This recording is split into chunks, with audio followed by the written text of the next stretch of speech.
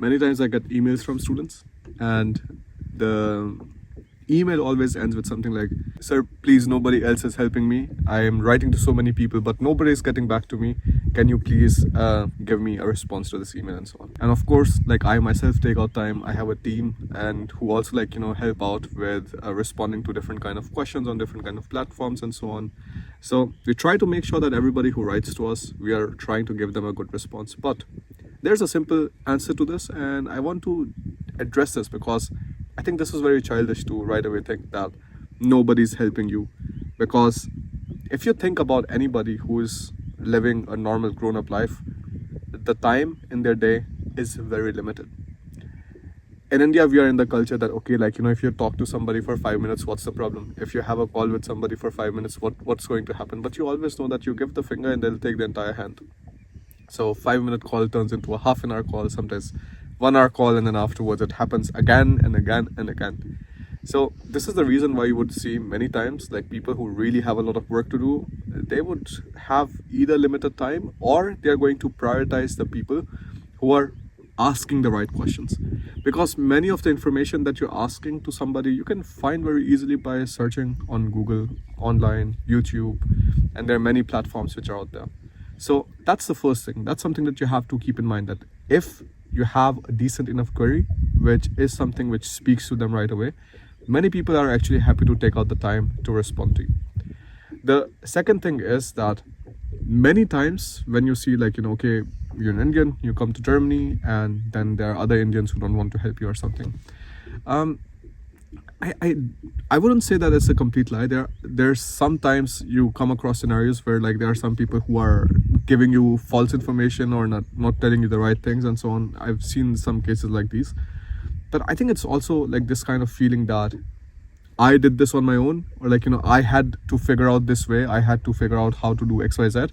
Now you should figure it out on your own too. So it's more or less the character of the people. This is like how they perceive these kind of things. It is nothing personal. This is nothing just about you, right? So that's also another thing that you have to keep in mind. But I think in general, if you want to get a good response from somebody, you want somebody else to take out their time to write to you. Essentially, like, they feel like they owe you their time. Then you have to put some efforts inside. Write a decent enough email. Don't have a one-liner where you're just like throwing something out and asking them for a response right away. Just think about something. How are you going to approach somebody when you have some kind of request from them? If it's not genuine enough, if they can see through that, okay, this is the information you're asking and you could be finding it somewhere else, and of course it's not really something that they'd be up for responding. So this is one thing that I teach in my complete course of finding jobs in Germany, and that is when you're applying for jobs in German companies, I see so many students who don't even get the name of the person right. So either it's going to be, "Hi sir or ma'am, dear sir or ma'am, respected sir or ma'am," and I think that's so stupid, because like this is not really how things work in Germany. You almost always have a contact person, Ansprechpartner or Ansprechpartnerin, and you would have the name of the person, and sometimes it's just written in text. There's no photograph to the person.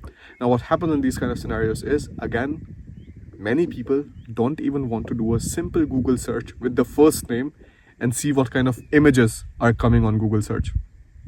If you see the images are more females, then you know that you're addressing the person as Frau. And if there are more like male photographs, of course you're addressing them as Herr. So even these kind of simple things people don't do, and then afterwards I'm actually not surprised at all, like how so many people complain that finding jobs in Germany is difficult or something, because they're just doing a lousy job at it, many people. And once you're like getting these kind of basics right, you understand how to find companies, how to approach the different kind of questions you're being asked in the interviews and everything. Things are much simpler. So that's what I wanted to say, and I'll see you in the next video.